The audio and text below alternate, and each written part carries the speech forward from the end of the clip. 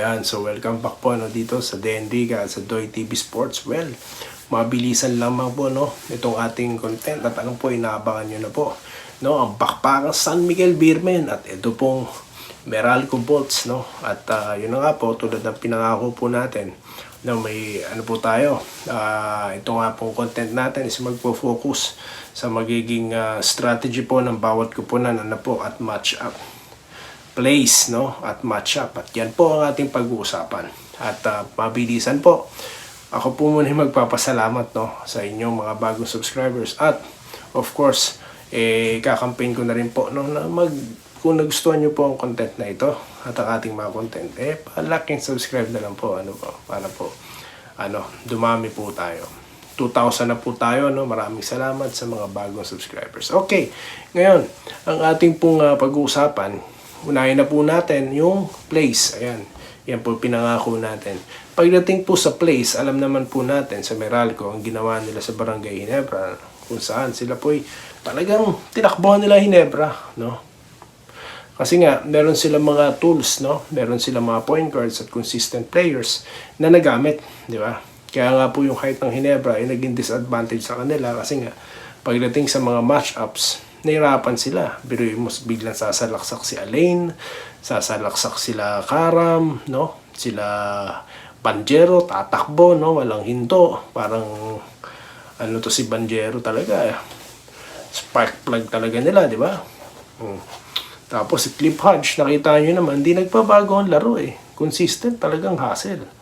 So, yan. Medyo dyan nahirapan po Ginebra, Kaya di po nakapasok sa finals, Pasensya na po, mga kabarangay, ganun po talaga. Pero maganda po naman itong makakalaban na San Miguel, Okay, on the other hand, San Miguel naman po. Nakita naman po natin na hindi lang sila basta Junmar, Hindi lang po yun. Meron po rin silang mga point guards na makakasabay dito kung sakaling mag-small ball po lineup at magtakbuhan. Nagpa-pass break din po itong San Miguel, Kaya nga fear the bear daw, sabi ng mga fans, Fear the bear. Bakit? Nakita niyo po itong si Pajardo. Parang si na rin Giannis Antetokounmpo na rin gumalaw, di ba? Nakita niyo naman sa laki niya, nagpa-pass break din. So, kung sabihin natin na talagang tatakbuhan sila netong Meralco, magtatakbuhan na lang silang dalawa. Kasi nga po, hindi po papahuli ang San Miguel. At nabanggit nga po natin, malawak pong ideas ng both coaches, Kilala naman po natin ito si Coach Gallant. Dati po siyang assistant neto ni Manager Al Francis Chua dyan sa Tanduay. Kaya kilala ko na po itong si George Gallant at gusto ko po rin to maging coach dati ng Ginebra kasi nga alam ko may fresh ideas talaga ito. Nakita ko na po yan, Kaya hindi na ako nagulat sa performance ngayon po ng San Miguel. At ito naman po si Trillo, bago po siya napalitan sa kanyang dating kupunan, talagang may bubuga talaga. Nagpakitang gilas na po as coach. At tignan nyo naman ngayon. He is the first coach to bring Meralco sa championship. Lupit, Okay. So ngayon, sa matchup naman po tayo. Well, we talk about how the Meralco is planning, Nako po. Ang gagawin dyan ng Meralco, point guard pa lang, mag-matchup na tayo.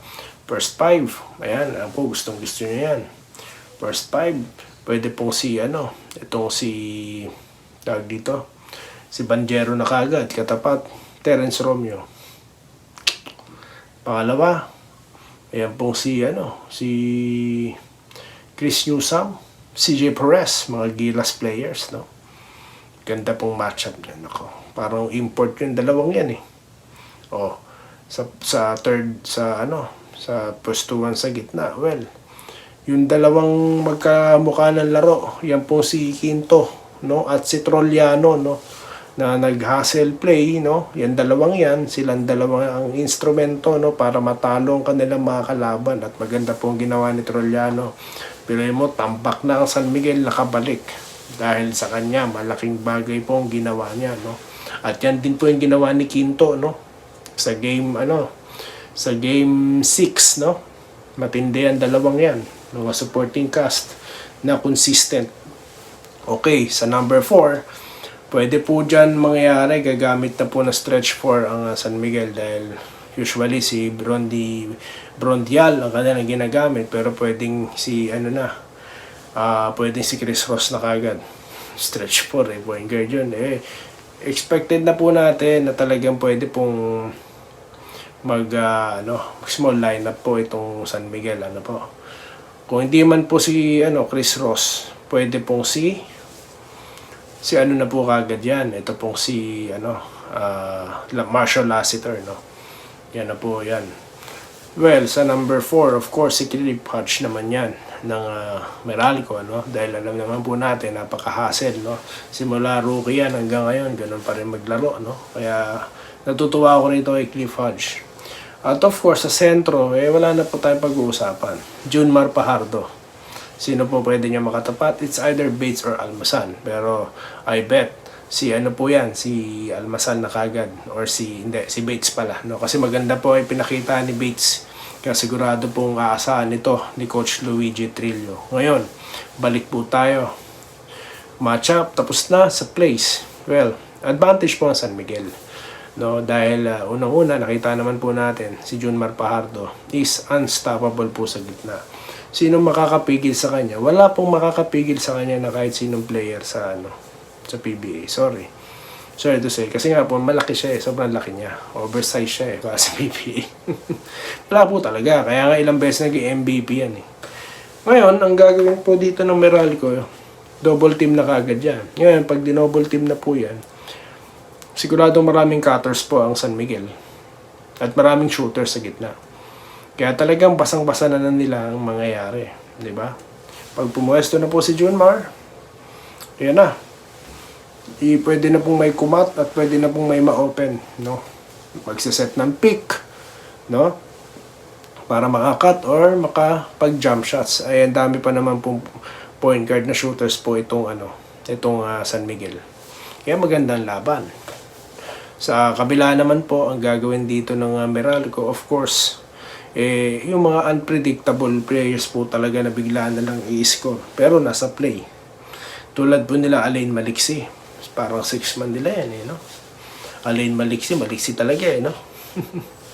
Tapos, itong sila, of course, yan po si Clip Hodge, no?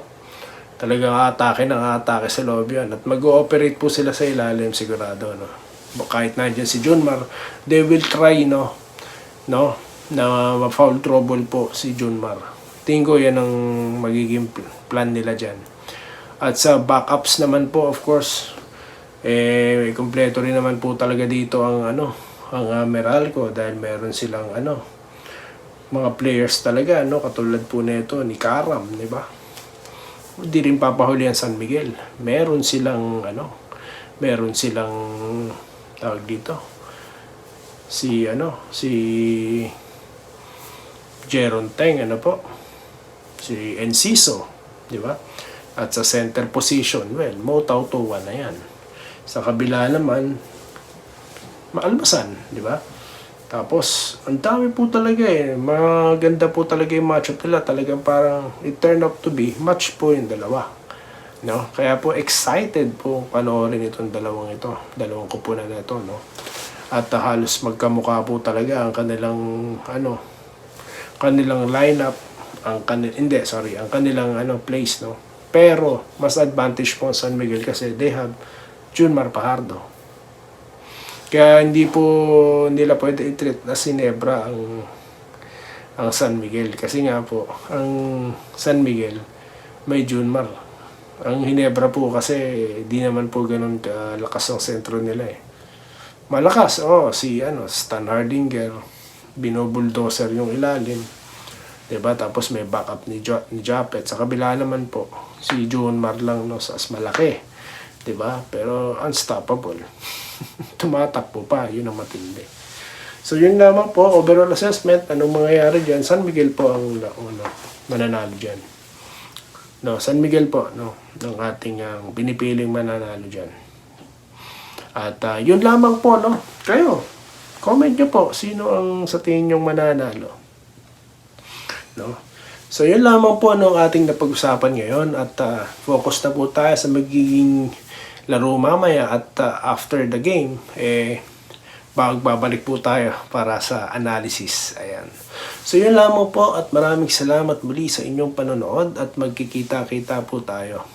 At good luck po sa Meralco at dyan po sa ating mga tropang SMB, Fear the beer, guys. Pag pagiganti nyo yung Nebra. Ayun lamang po at magandang araw sa inyong lahat. Maraming salamat po sa inyong lahat. Salamat po sa panonood. Subscribe na para sa mga susunod na basketball at boxing videos.